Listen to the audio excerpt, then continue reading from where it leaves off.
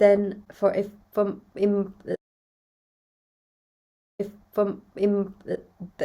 let's do this. Ugh. I don't know what I'm saying. Okay, let's do this.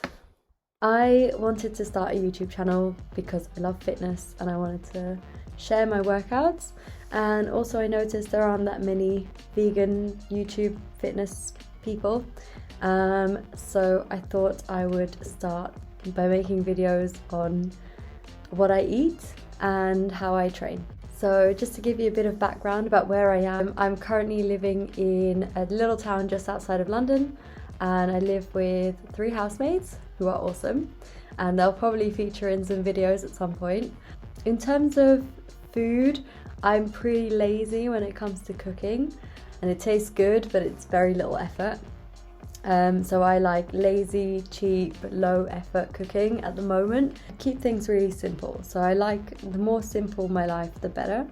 So generally I don't like to overcomplicate things. I like to eat whole foods mostly, but I do supplement with protein powder because I feel as a vegan, if you're trying to put on muscle, you do need to supplement with protein powder. There are loads of great whole food protein sources out there, but if you're trying to also cut at the same time, then you're going to go over in your carbohydrates and your fats if you only stick to whole foods, I find.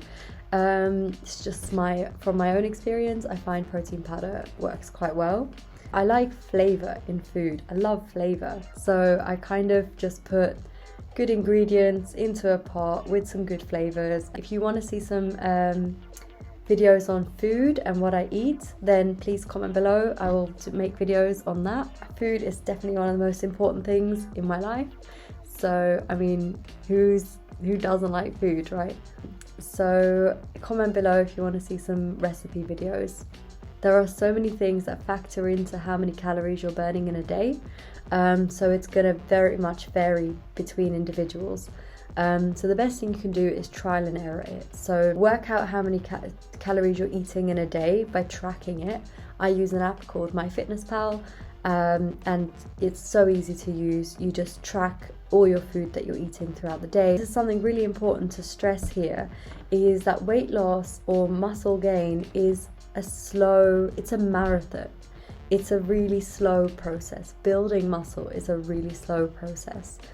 So if you're trying to put on muscle quickly, there's no way. It's not a physically possible thing to do. If you want to gain muscle, you've got to put the time in, and make it a lifestyle, make it a sustainable lifestyle, and that way you're going to stick with it.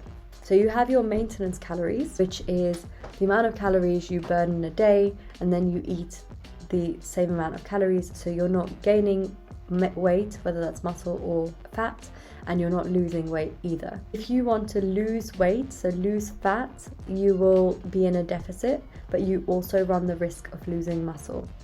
If you want to gain weight, most people want to gain muscle when they say they want to gain weight.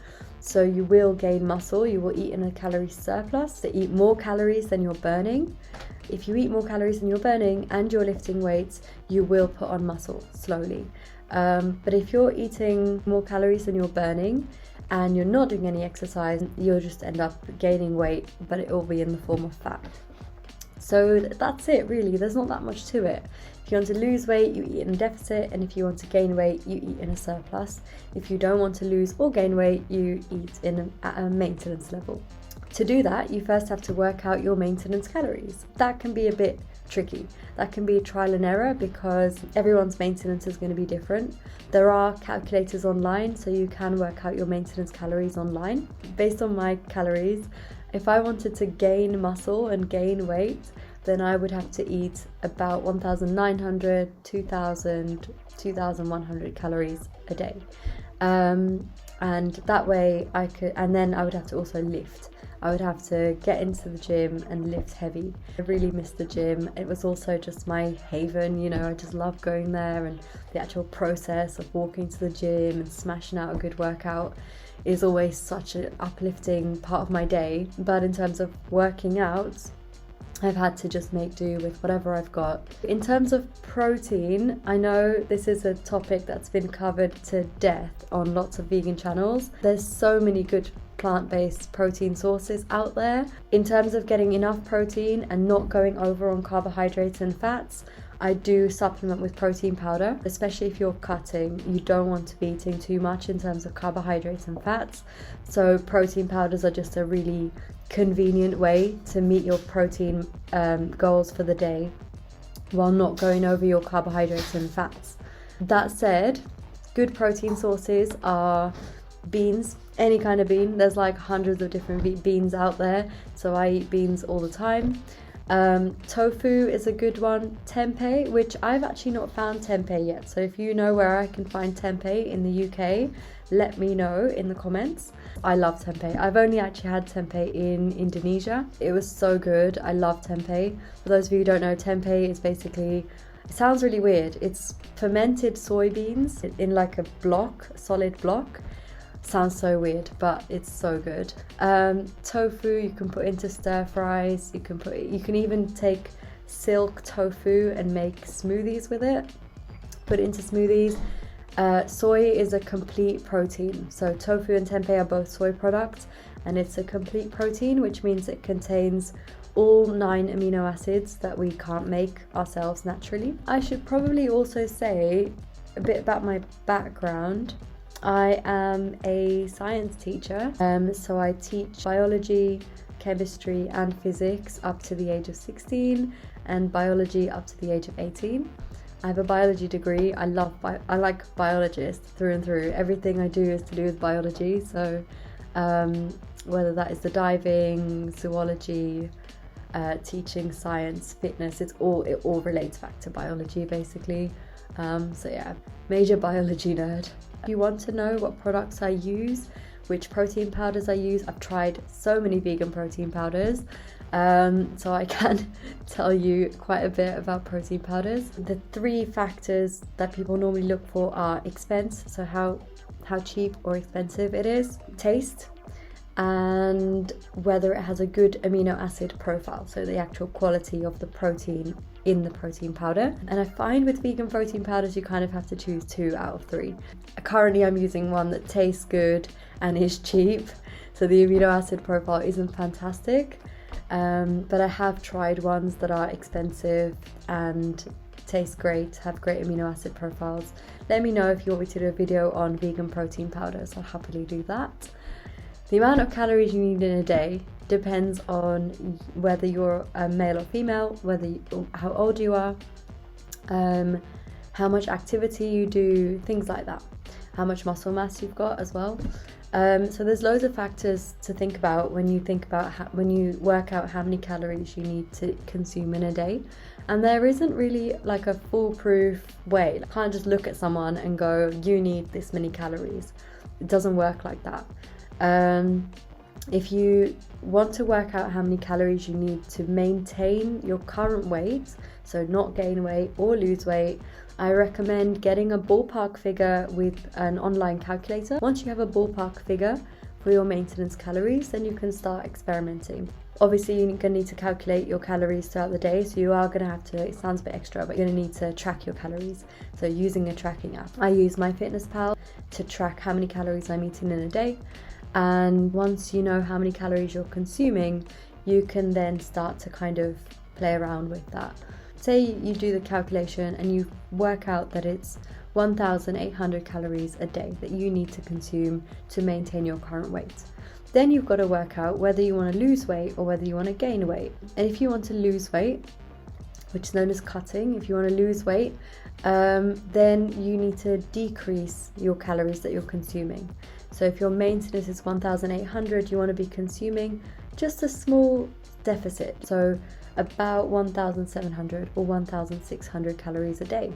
And that in itself is enough to lose weight. Eventually your body will adjust, your body will adapt to this new lower calorie level, so it's not a good idea to do this for too long, but long enough to lose weight. If you want to gain weight, if you want to gain muscle mass, you want to be eating more than that.